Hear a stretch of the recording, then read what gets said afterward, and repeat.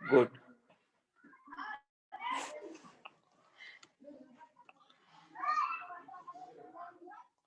So question number 4587.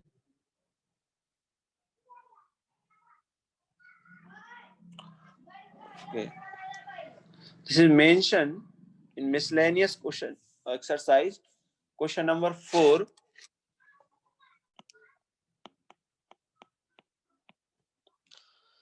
%90 of people are right-handed. What is the probability that at most 6 of a random sample of 10 people are right-handed? तो ये question आपका बहुत ही आसान है, correct. सो यहाँ पर जो ट्रायल हुआ है कितने लोगों पर हुआ है? 10 people. So n number of trials, तो यहाँ पर कितना है? 10। ओके, और success p, that is probability of a person being right-handed.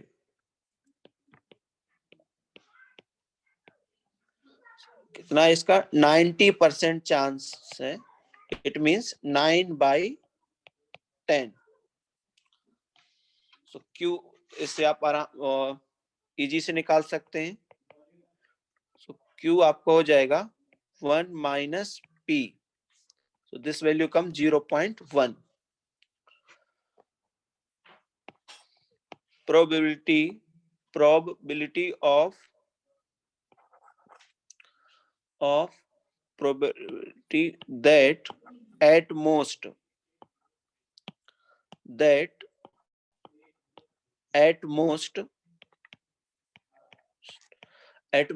6 persons are right-handed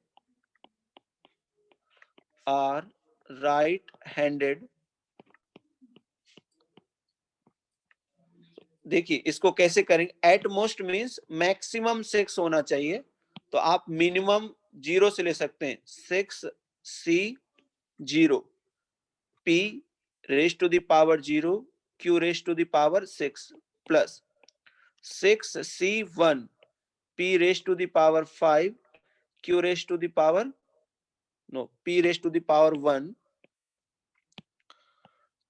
q raise to the power 5 plus 6c2 p raise ये हमारा सैंपल से ना, ये आउट ऑफ 10 है, so it will be 10 p raise to the power 2 q raise to the power 8 और यहाँ पर power 10, यहाँ पर 9। Is it clear mister Bhandari? And this will go up to maximum value 10c6 p raised to the power 6 q raised to the power 4।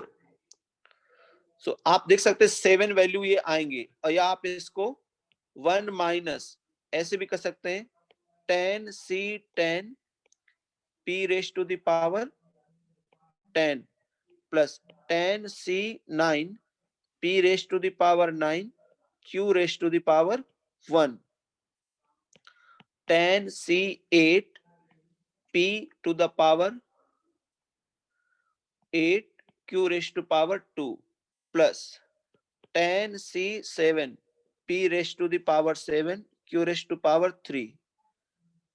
Okay, so you can subtract these values from 1 and you can get the required answer.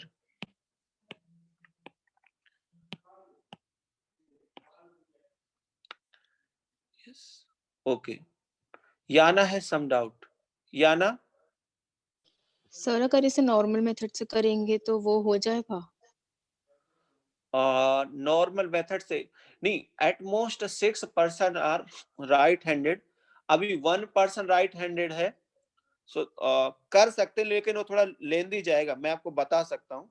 जैसे 6% right handed maximum हो सकते हैं, तो आपने क्या लिया कि first आप केस लेंगे कि none of them are right handed, none of them are right handed, एक तो ही केस हो सर सकता उसमें है। 1/10 टू द पावर 10 हो जाएगा।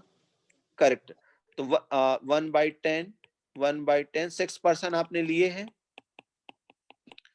so ये okay. Now one person is right-handed. One person is right-handed. अभी देखिए 1% right-handed है, तो एक तो आपको हो गया 9/10 और रिमेनिंग 1/10, 1/10, 1/10, 1/10, 1/10। अब इसका ये मतलब है कि हमने यहाँ पे कौन सा केस लिया कि पहला वाला है, ये फर्स्ट पर्सन है ना, वो राइट हैंडेड है। इसी प्रकार सेकेंड वाला भी हो सकता था। सर पर इसमें जो बाकी के 4 लोग बचे, हमें उनका भी तो बताना पड़ेगा कि वो लेफ्ट हैंडेड है, मतलब उनको उनके लिए भी तो 4 बार 1/10 मल्टीप्लाई करना पड़ेगा। नहीं, टोटल आपने कितने पर्सन लिए? 6% ना, या ना? आउट तो ऑफ 10, आप यस सर। हाँ, तो 6 में से देखो एक राइट, एग्जैक्टली 1 राइट हैंडेड है, ठीक है, एग्जैक्टली में ये एक आ गया, रिमेनिंग 5 देखो लेफ्ट हैंडेड है, ये तो लेफ्ट हैंडेड है ना, 1/10, 1/10, 1/10। Now yes this, sir. यहाँ पर जो मैंने सैंपल्स लिखा है, I have assume that the right handed person has come on the first selection. आपने एक सिलेक्शन लिया, उसी समय आ गया। अब ऐसा हो सकता था कि जो एक ही राइट हैंडेड पर्सन है, वो पहले बार ना के दूसरी बार आया होता। तो, यस सर। तो इसको अरेंज करने के तरीके कितने हैं? आप 6। हाँ नहीं, 6/5 फैक्टोरियल मतलब 6। Is it clear? Yes sir. हाँ, अब एग्जैक्टली 2 है राइट हैंडेड, उसको निकाल सकते हैं। तो आप देख सकते हैं वो जो मतलब मेथड है ना, वो थोड़ा लेंदी हो जाएगा, बट आंसर आ जाएगा। Okay sir. सर पर जो 1 मिनट आप ऊपर करेंगे? सर ये जो आपने बाइनोमियल वाले मेथड से किया है, इसमें हाँ, अगर हम देखें तो p टू द पावर 7 और q टू द पावर 3 है, तो टोटल 10 हमने जो आउट ऑफ 10 पीपल थे, हमने उन 10 के लिए प्रोबेबिलिटी डिफाइन किया है, पर नीचे तो हमने सिर्फ 6 के लिए करी है। करेक्ट। यहाँ यहाँ भी आप अच्छा यहाँ पर भी आप तो सर लिखना पड़ेगा हमें। ओके, नन ऑफ देम, मैं एक बार आप क्वेश्चन फिर से पेन अप करना क्या चाहते हो? सर जैसे ऊपर हमने डिफाइन किया है कि अगर p जो है वो 7 है, तो बाकी के q के जो 3 है वो q होंगे उनकी प्रोबेबिलिटी। तो सर नीचे भी हमें वही डिफाइन करना पड़ेगा ना कि अगर none of them are right handed, तो 6 are right not right handed and left 4 are also not right handed. मैं अभी आपका क्वेश्चन का जो मीनिंग है, okay, 6 of random sample of 10 are right handed, correct, okay. Actually ये मैं समझा, यहाँ पर वो मल्टीप्लाई होगा, इज इट क्लियर? हाँ 1/10 sir. Multi, yes yes, 1/10 multiply होगा, करेक्ट, ओके सर। ठीक है, थैंक यू सर। यस। ये 1/10 9 टाइम्स होगा, ओके। नेक्स्ट, और क्वेश्चन नंबर कौन सा डाउट था? Mister Bhandari has asked many doubts. Question number 5, let me see question number 5. A bag contains 25 balls, of which 10 balls bear a mark X and remaining 15 bear a mark Y. A ball is drawn at random from the bag. Its mark is noted down and it is replaced. If 6 balls are drawn in this way, find the probability that all will bear X marks. Not more than 2 will bear Y marks. At least one ball will bear Y mark. इसमें तो बहुत सारे part हैं। So question 5, आपके पास एक bag है और इस बैग में आपके पास टोटल 25 बॉल्स हैं, जिनमें से जो 10 बॉल्स हैं उनका मार्क्स X है और 15 बॉल्स की मार्किंग y से की गई है। ये आपने रैंडमली 6 बॉल यहां से सिलेक्ट किए हैं। Okay, so number of trials P हम कह लेते हैं एक सक्सेस, यहां पर success P means probability that an X marked ball is drawn.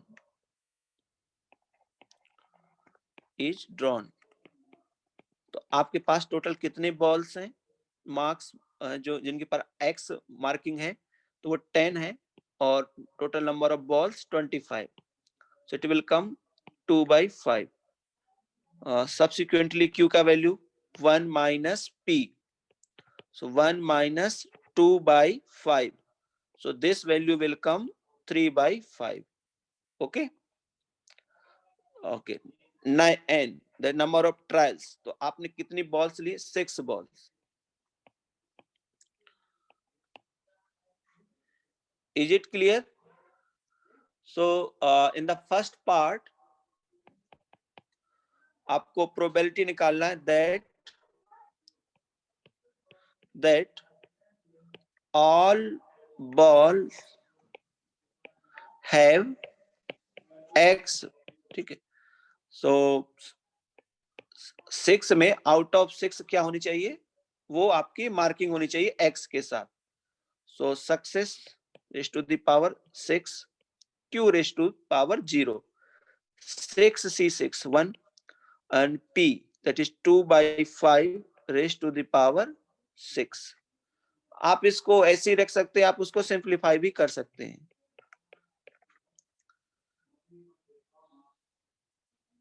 Is it clear?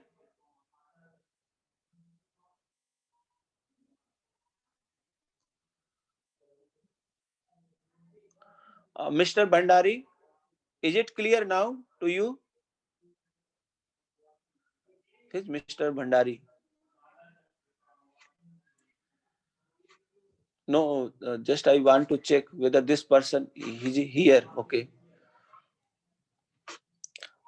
Second, probability. Question में आपसे क्या पूछा है?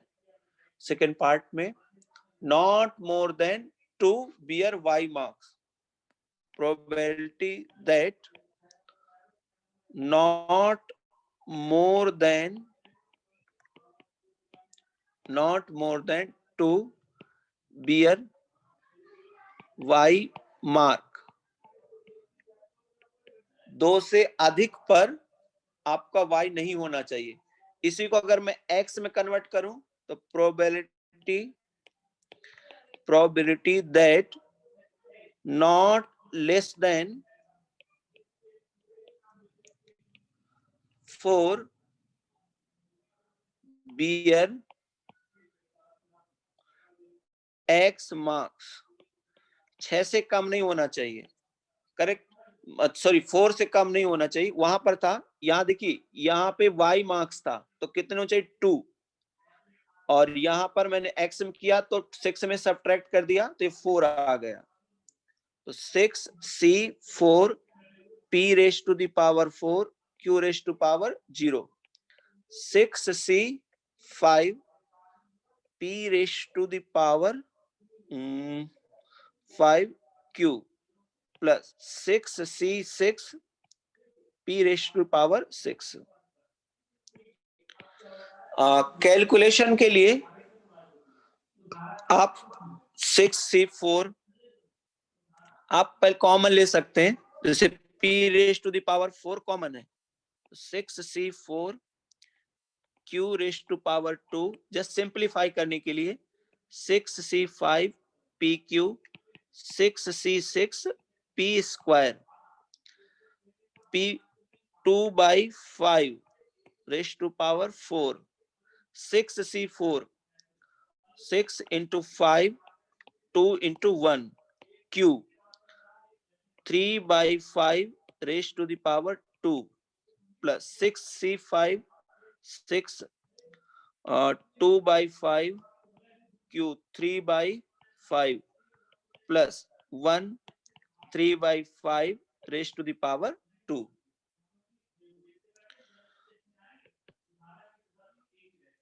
2 by 5 raise to the power 4, इसको आप सिंप्लीफाई कर लीजिए.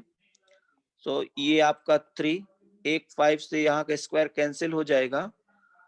It will come 9 27 by 5 plus 36 by 25 plus 9 by no that was p square na, so 2 4 by 25.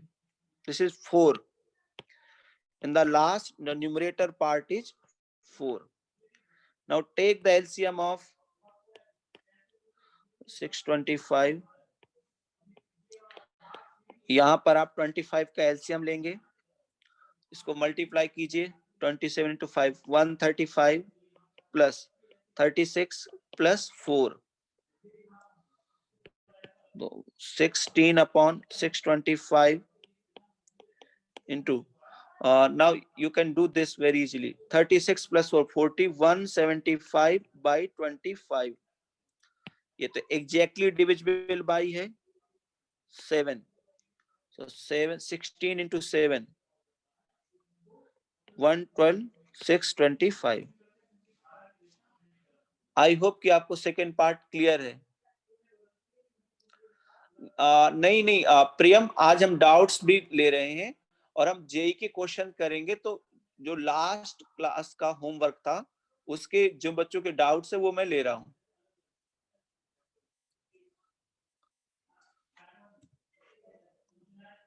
Priyam, is it clear?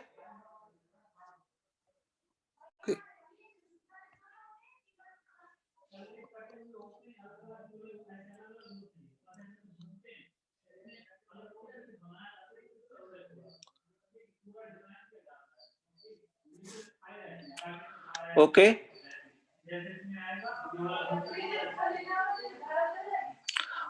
Now क्या आप लोगों ने इस सॉल्यूशन को नोट कर लिया?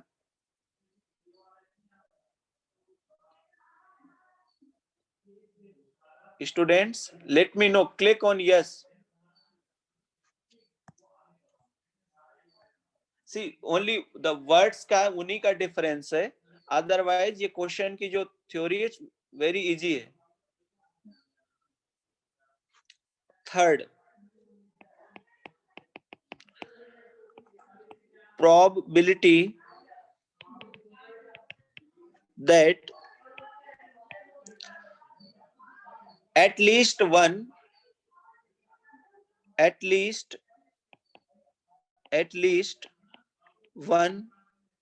ball bears y marks. तो देखो मैंने जो सक्सेस डिफाइन की है वो x मार्क्स पे डिफाइन की है. तो सबसे पहले मुझे क्या करना होगा, इस y मार्क्स की प्रोबेबिलिटी को x वाली में कन्वर्ट करना होगा. तो x में क्या बन जाएगा, probability that at least one का कम से कम एक, मींस एट मोस्ट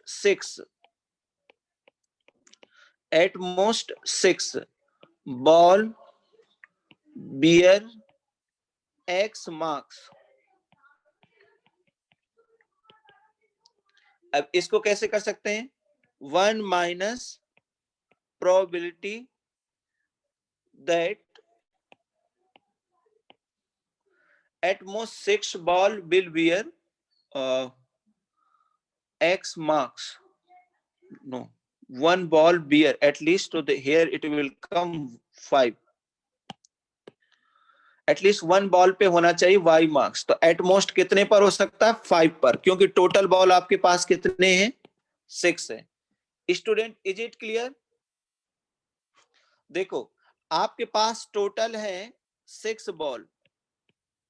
मैं यहाँ पर आपको इस बैक कंटेंट से उन क्वेश्चन में तक एटलीस्ट एक बॉल के पास y मार्क्स होना चाहिए. तो मिनिमम y का 1 होगा, तो x का मैक्सिमम वैल्यू क्या होगा, 5. एटलीस्ट यहाँ 5 आएगा.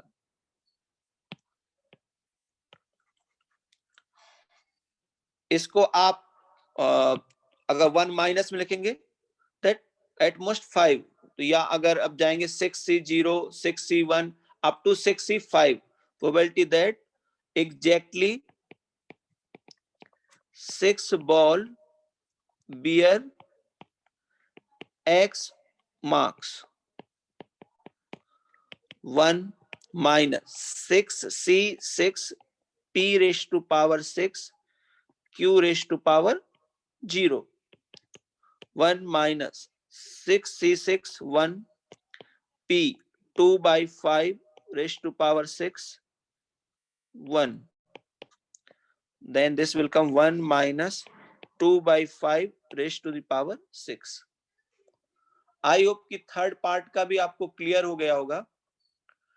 देखिए सक्सेस जो है वो आपकी y से स्टार्टिंग है, इसलिए आपने जो y मार्क्स है उसको x मार्क्स में कन्वर्ट करना पड़ेगा। Is it clear?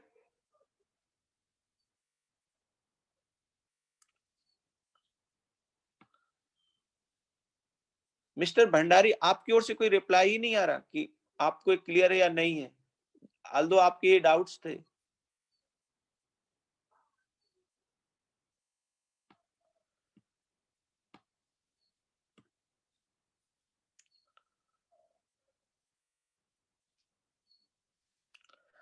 ओके, इनके अलावा और किसी का डाउट्स है?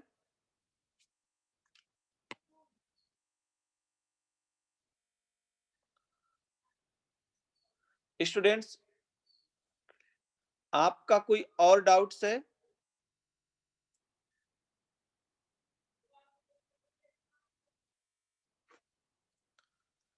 Not now. 4, 5, 7 be doubt. Okay, let me take question number 7.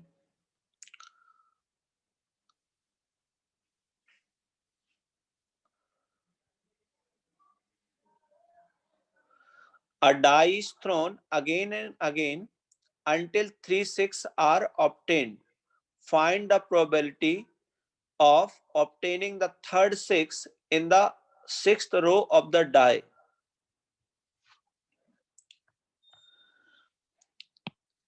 Okay, so आप देखिए आपको कितनी बार चाहिए। सो आपको थर्ड 6 बार में यू नीड क्वेश्चन नंबर 7।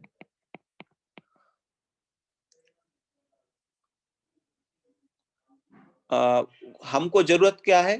3 6 की।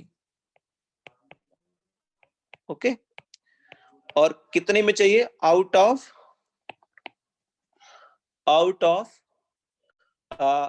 6 थ्रो। और जो थर्ड 6 है, थर्ड 6 कम्स कब आता है? वो 6th थ्रो पर ही आता है। इसका मतलब ये दोनों गिवन है। It means from this two information कि आपके जो 2 6 हैं वो कब आ चुके होंगे? वो आपके फर्स्ट 5 थ्रो में आ चुके होंगे। 2 6 have come in first 5 throw. Is it clear, students?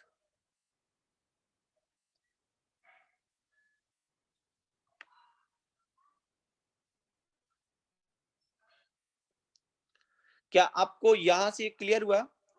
आप एक डाई को 6 टाइम थ्रो करते हैं और जब आप 6 टाइम थ्रो करते हैं तो आपका रिक्वायरमेंट है कि 3 टाइम 6 आना चाहिए और जो थर्ड 6 है वो आपका 6th में आना चाहिए। तो जो आपके फर्स्ट 5 हैं तो एटलीस्ट उनमें कितनी बार आ चुका होगा? 2 बार 6 आ ही चुका होगा, तभी तो जब 6th थ्रो में आपको थर्ड 6 मिल पाएगा। इज इट क्लियर कि आपको जो फर्स्ट 2 6 हैं वो आपको फर्स्ट 5 थ्रो में ही मिले होंगे?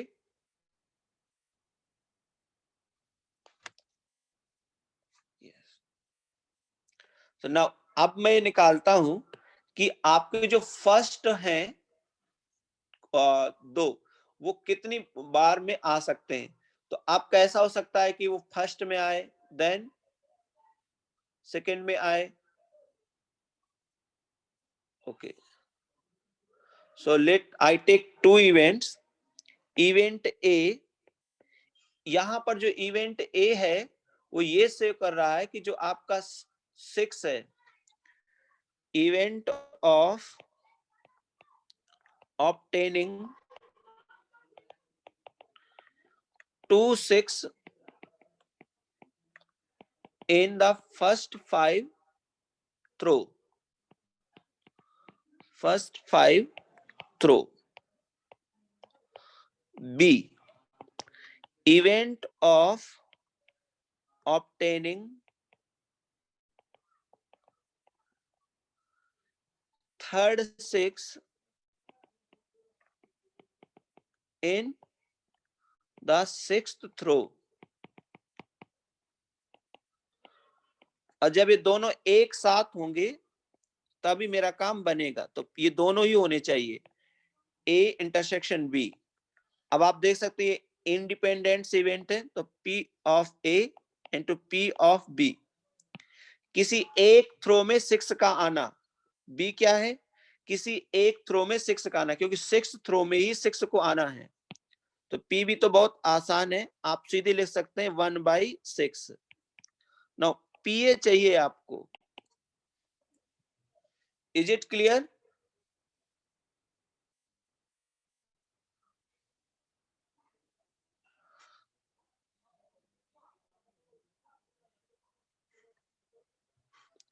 तो देखिए आप PA कैसे कर सकते हैं। तो आपको ये पता है कि 2 बार तो 6 आया ही है, तो 1/6 PA। और अगर 2 बार 6 आया इसका मतलब 3 बार 6 नहीं आया है। अब मुझे ये फिक्स नहीं दिया इस बार कि ये कहां भी हो सकता है, तो इनको कितने तरीके से मैं अरेंज कर सकता हूं भाई। देखिए ये है 6 का आना, ये भी है 6 का आना, और ये 6 का नहीं आना। तो आप इनको कितने तरीके से अरेंज कर सकते हैं, फैक्टोरियल 5 अपॉन फैक्टोरियल 3 फैक्टोरियल 2। तो ये हो जाएगा 1/6 1/6 5/6 5/6 5/6 5 इंटू 4/2। इज इट क्लियर कि पी भी यही होगा स्टूडेंट्स?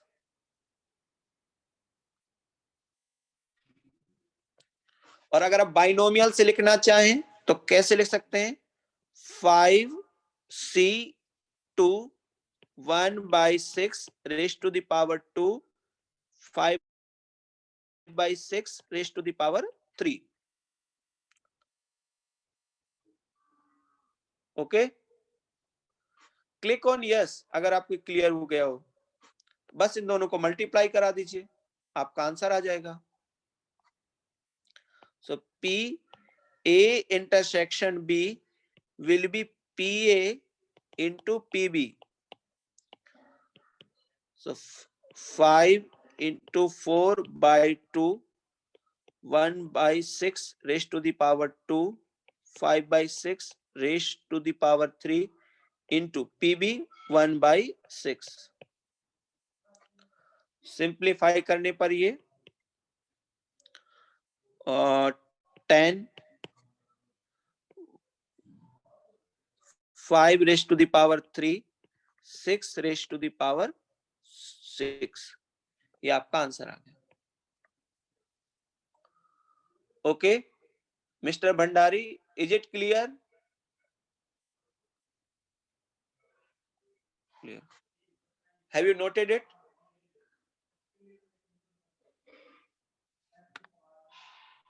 ओके नोट करो इसे।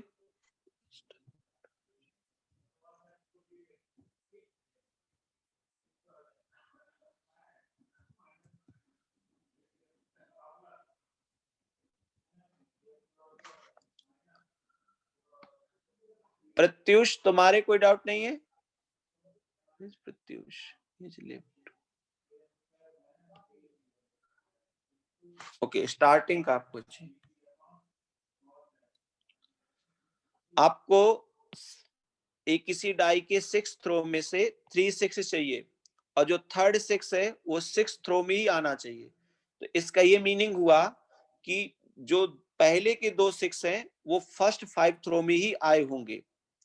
तो मैं 2 इवेंट को कंसीडर करता हूं। एक इवेंट है कि आपको आउट ऑफ 5 थ्रो में 2 6 चाहिए और सेकेंड इवेंट है कि 6 थ्रो में 6 चाहिए।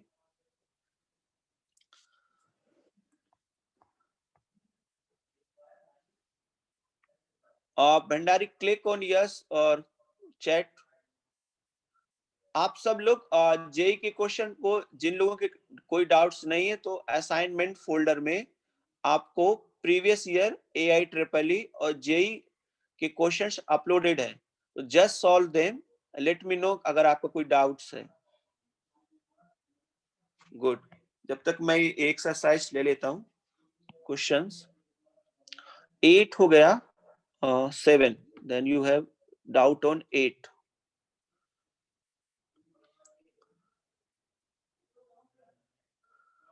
A leap year is selected at random. What is the chance that it will contain 53 Tuesday? Good question. Question number 8. So a leap year. Okay. Leap year means how many days? Leap years means 366 days. Okay. Now 366 में कितने week होंगे? So just I will divide by 7, 5. इस पर हम इसको करते हैं 35, then 16, 2 और यहां पर आपका 14, reminder 2। So 365 means 66 means 52 weeks and plus 2 days। अब देखो 52 वीक्स हैं, इसका ये मतलब हुआ कि 52 ट्यूसडे तो होंगे ही होंगे, करेक्ट। ईच डे 52 टाइम्स तो आया ही होगा। बस ये जो 2 डे हैं इन्हीं पर है सारा मसला। आई होप कि ये आपको फिगर क्लियर हुआ। Students click on yes.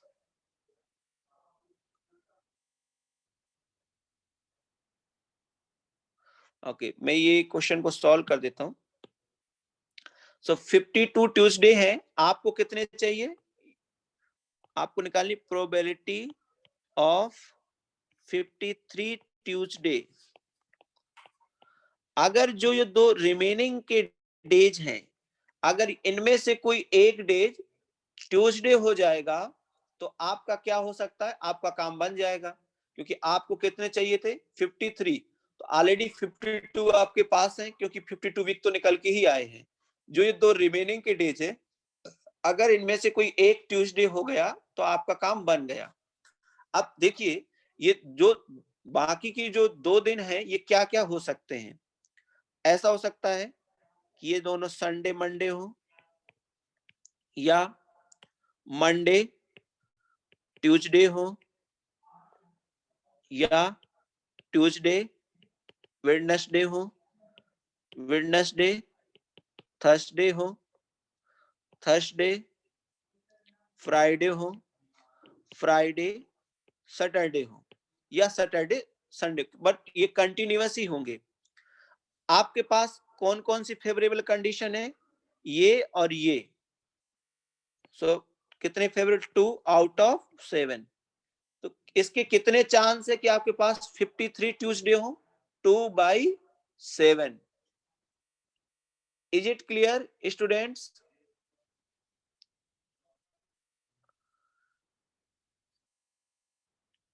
Yes. So you should know this. Okay. 2/7. Good. अगर मान लीजिए नॉर्मल ईयर है तो जो रिमेनिंग डेज है वो एक ही फेवरेबल होगा। तो जब भी आपको नॉर्मल ईयर आएगा तो उसका प्रोबेबिलिटी 1/7 होगा, और लीप ईयर में क्या होगा 2/7, क्योंकि 2 दिन रिमेनिंग है। सो आप ऐसे कंडीशन बनाएंगे तो वो हो जाएगा। ओके, सो अभी वो कह रहे हैं कि बाकी डाउट्स मैं कर लूंगा।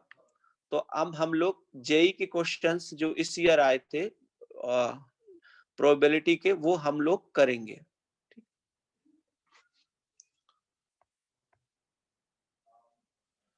ठीक है, सो सबसे पहले क्वेश्चंस लिखता हूं मैं, क्योंकि मेरे एन अनबाइस्ड, आप लोग साथ साथ इसको नोट कर, अनबाइस्ड इस ईयर के क्वेश्चन हम कर रहे हैं। An unbiased coin is throw 5 times, let x be a random variable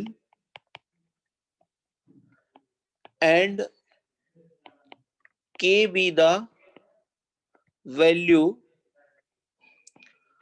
assigned to x. Okay, for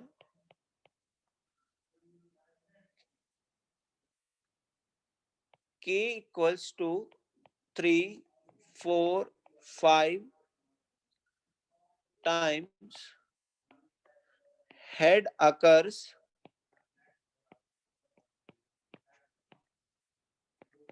consecutively,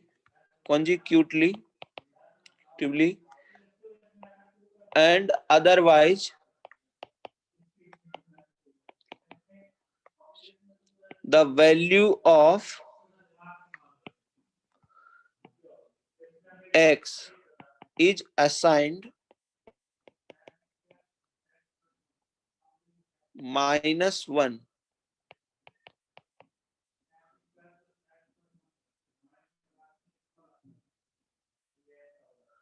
What is value of expectation? Value of expectation.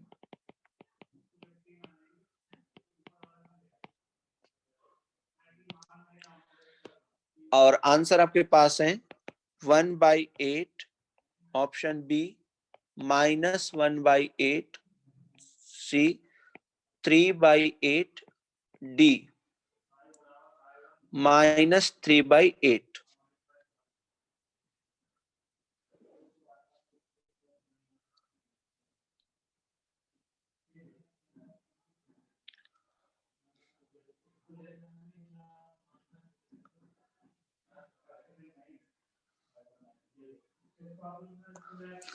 आपने क्या किया है कि अनबाइस्ड क्वाइन को 5 टाइम्स थ्रो किया है, x एक random variable है, एंड k आपकी वैल्यू है जो कि x को असाइन की गई है।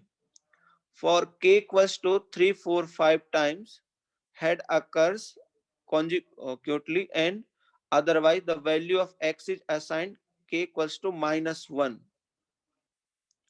Value of expectation.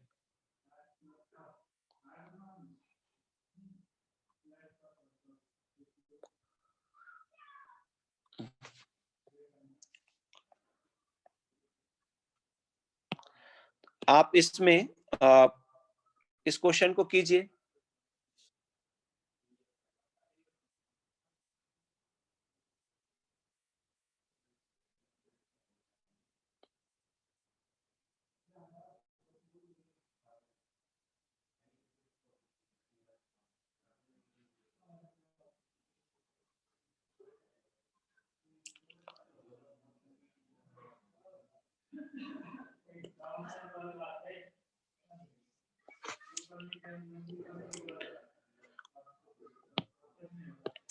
देखो x क्या है आपका,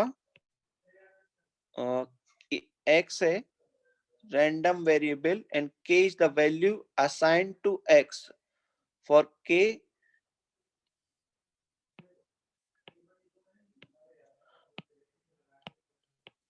x है आपका नंबर ऑफ हेड्स।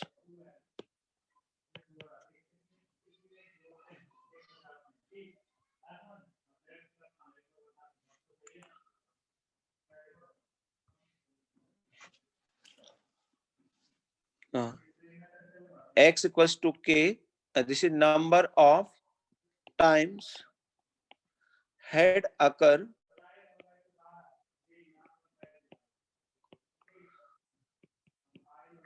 consecutively.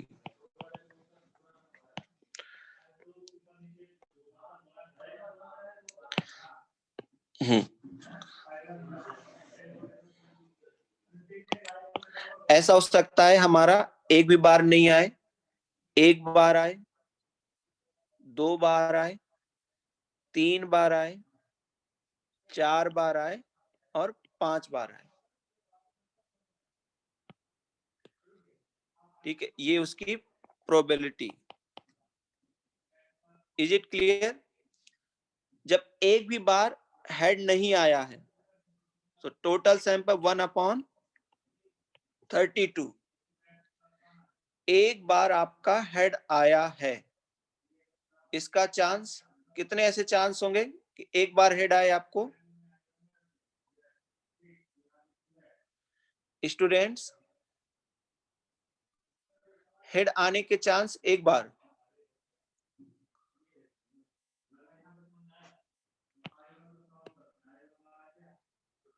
आप लोग कोई सॉल्व नहीं कर रहे क्या?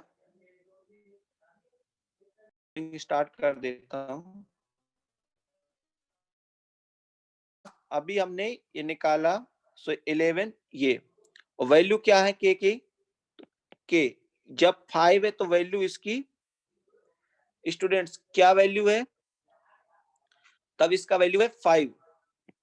जब 4 है तो वैल्यू है 4, वैल्यू 3, ये -1, ये -1 और ये -1। आई होप कि आपको क्लियर हो गया होगा।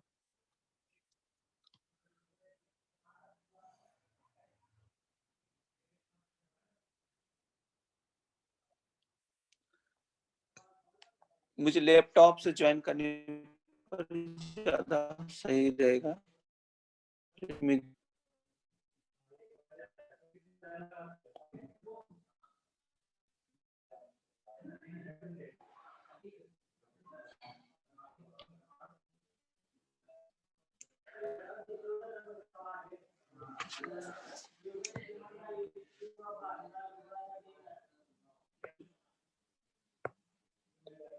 या एक मिनट, मेरा क्या ना नेट लाइट चली गई, इसमें से मोबाइल से चला पा रहा हूँ।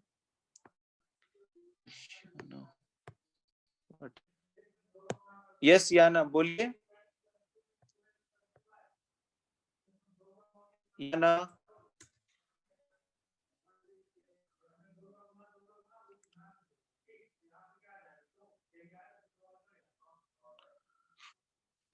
Hello sir.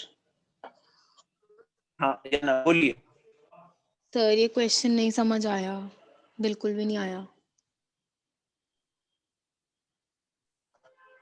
ये है कि टाइम्स आपका हेड आता है, ठीक है, तो आपने थ्रो कितनी बार किया है?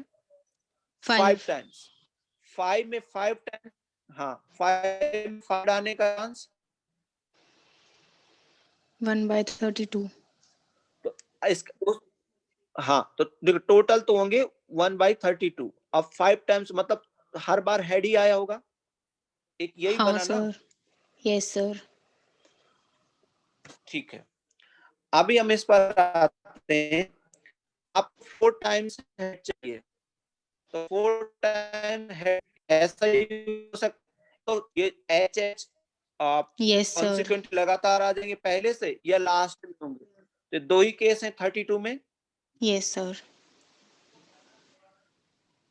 ठीक, अभी आपको चाहिए 3 टाइम्स हेड, तो देखो 3 टाइम्स, एक केस ऐसा हो सकता है, एक यूं हो सकता है, फिर मिडिल में हो सकते हैं तीनों एच, या किनारे हो सकते हैं, और किनारे में भी यस ये सर। दो चेंज हो सकते हैं एच टी। तो यस टोटल सर। कितने केस बनेंगे? 5 आउट ऑफ 32। ठीक है, यस सर। अब जब 2 बार आए होंगे, देखो एच, 2 बार एच, 2 बार H में। अब जब स्टार्टिंग में दोनों H आ चुके हैं तो एक केस है कि यहाँ पे तीनों TT हो सकते हैं, या यहाँ ऐसे हो सकता है THT, ठीक है सर। TTH, THH। ठीक है, यस ये सर। फिर जब ये दोनों H मिडिल में आए हैं, तब जब ये है सेकेंड और थर्ड में, तब आपके पास क्या चांस है? ये 2 चांस है। थर्ड और फोर्थ में आए तो आपके पास ये चांस है। Yes fourth sir. और फिफ्थ में आए तो फिर आपके पास ये है। ठीक, तो टोटल कितना बना? 1 मिनट सर, 11/32। 2 के कितने हैं टोटल? 11, 3 देखो ये है, 4 ये है और 4 ये है, तो कितने बने? 8 + 3 मतलब 11। 11। Okay, yes sir. और सर टोटल आउटकम्स जो है यानी 32, वो हमने कैसे कैलकुलेट किए? हाँ देखो टोटल आउटकम्स में आपको पता है, मैंने उसमें भी लिखवा किया कि स्टार्टिंग में जब सैंपल्स लिखते हैं कि क्वाइन में क्या होता है, 2 ही होते हैं, और जितनी बार थ्रो करेंगे तो 2⁻n, तो 32, क्योंकि आपने 5 टाइम्स थ्रो किया है। Okay sir. Is it clear? Yes sir. ठीक है, अब हमको एक्सपेक्टेड वैल्यू चाहिए, तो 5 आया तो 5 असाइन किया गया है, जब 4 आया है तो 4 असाइन किया है, और जब 3 आया है तो 3 असाइन किया है।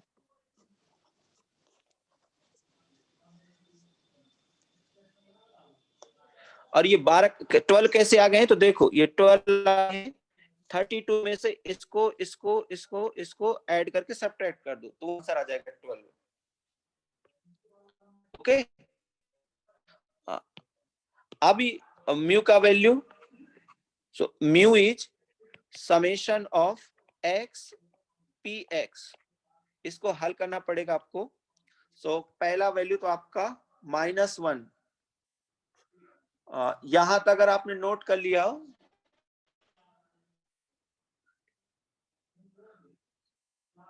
या ना, let me make my account को होस्ट, क्योंकि वो इससे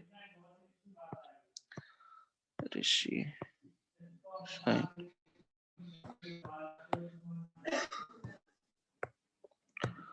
गुड। अब